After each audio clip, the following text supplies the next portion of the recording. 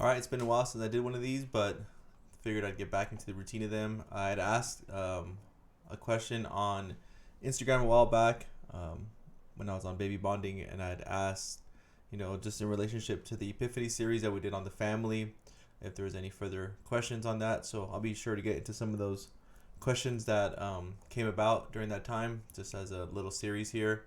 But I like to pick this up if at minimum, for once a month. I think that'd be suitable and feasible for my schedule. But one of the questions that I want to dive into today is why fathers, or what are some ways that fathers and husbands drift into passivity or laziness? Like, what are some of the reasons or what causes that?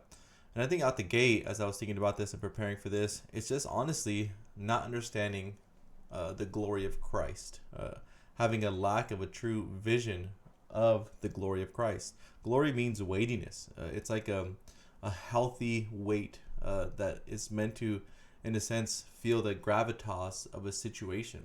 So I think the root issue primarily is that we don't see the value of what's before us.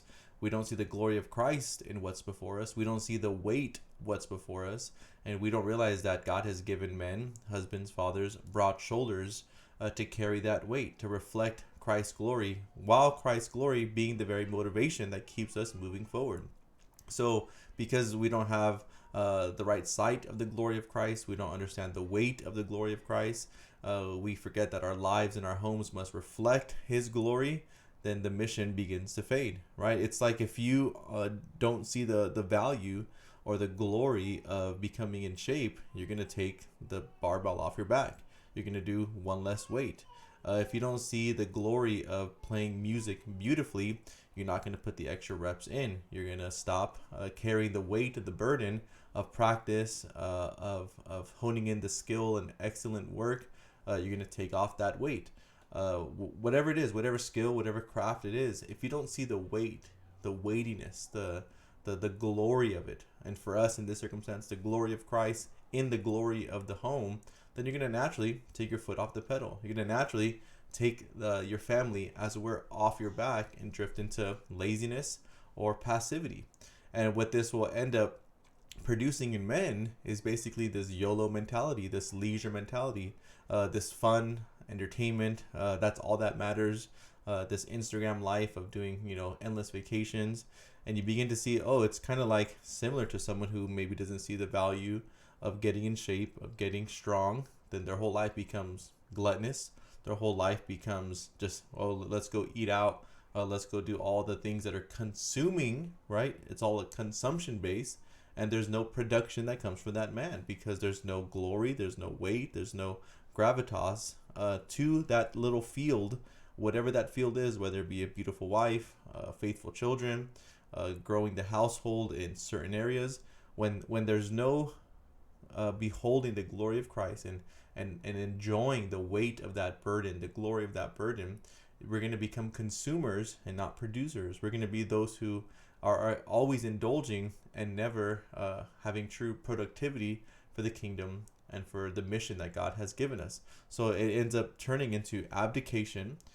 We lose love for the mission. We begin to then, because it's all, YOLO, it's all just, live this life of leisure. And because we don't really enjoy it anymore, we begin to outsource that leadership. Instead of us being the primary disciplers of our wives, we outsource all that leadership to podcasts, to books, or just check this out. Or have you been in your Bible lately, right? It's all just outsourcing.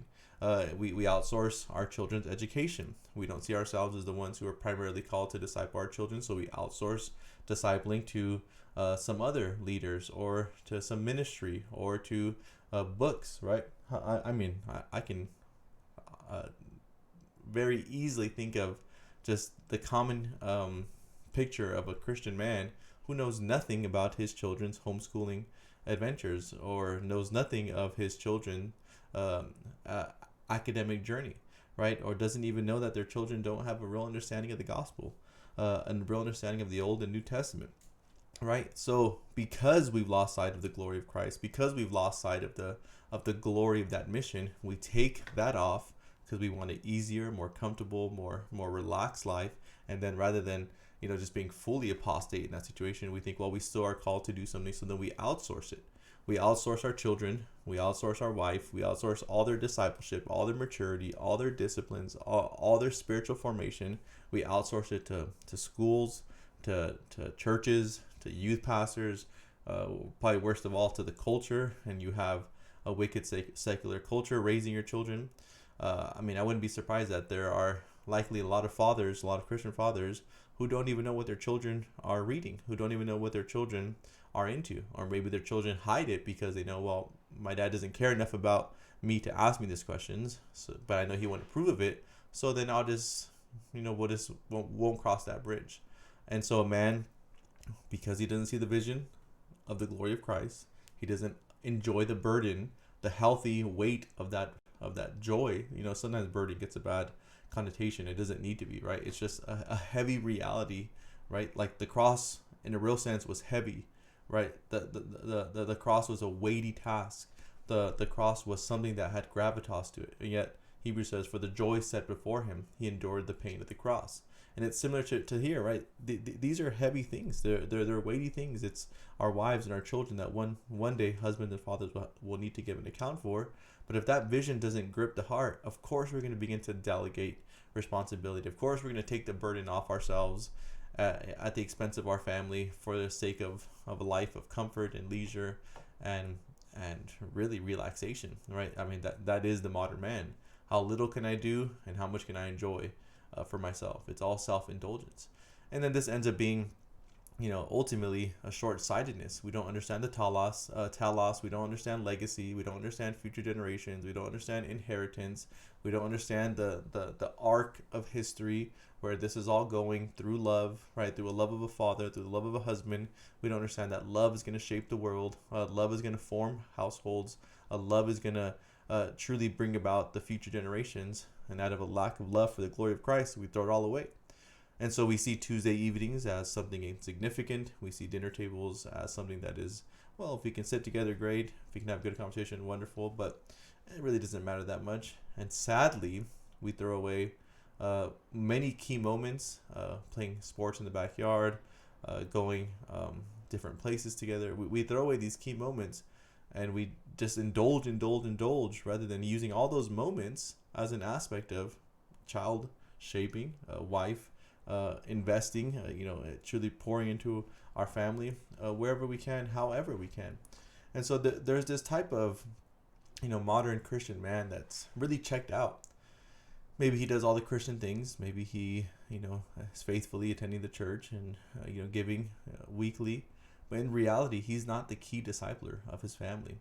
In reality, he's abdicating his responsibility because he's actually fearful in some ways of that responsibility.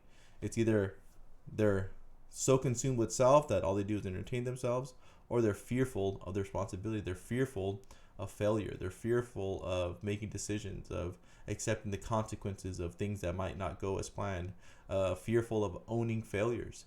And that leads to just being arrested with indecision, or always just constantly going with the flow, never having a plan, never having a way forward, never sitting down with the family saying, hey, this is what we want for our life. This is what we're going to do with our life. This is how we're going to attain what we want in our life. And we end up just, again, kind of just being mentally checked out. Well, externally, everything can look fine, right? The family can still have this, beautiful American looking family, husband, wife, and children.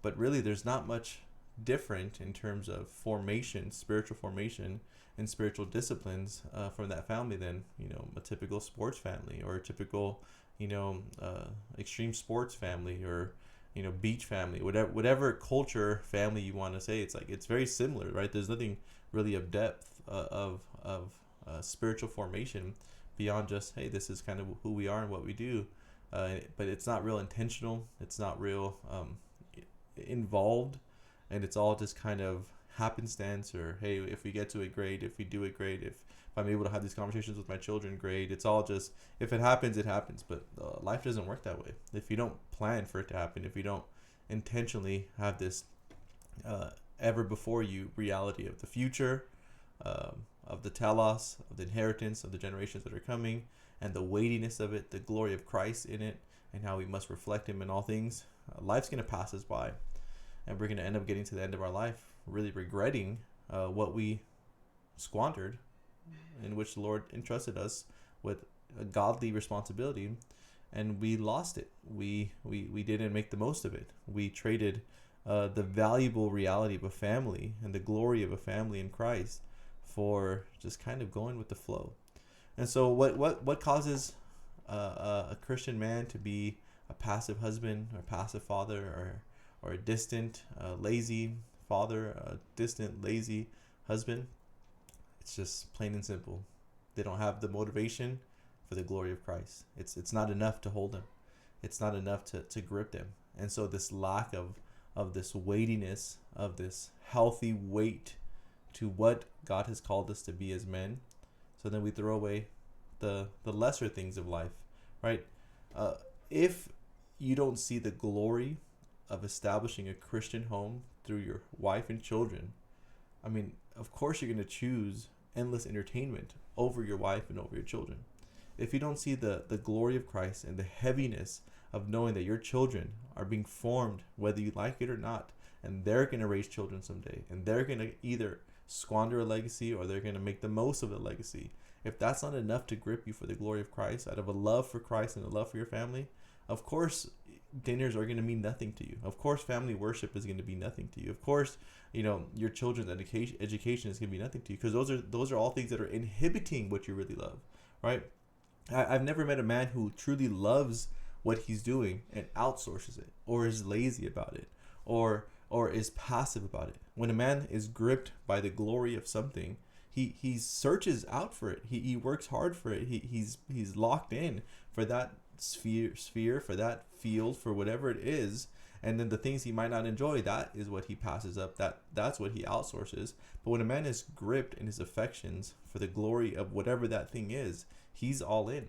So all that to say, if men are passive and if they're lazy in the realm of husband and father, it's because they don't see the glory of it.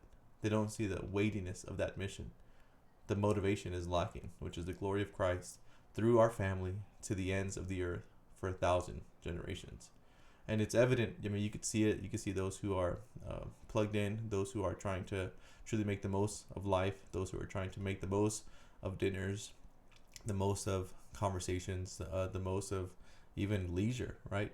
There are those who take intentionality in those moments. So if a man is lazy, if a man is passive with his wife, with his children, it's because they're failing to see what God has called Adam to do from the beginning, to go be like a king and go search out the glory of God in the earth and whatever sphere it's in. And so we as men need to be kings who search out for glory in our family, in our wife, in our children, as it all rises up to the glory of Christ. It's a weighty task, but it's a worthy task.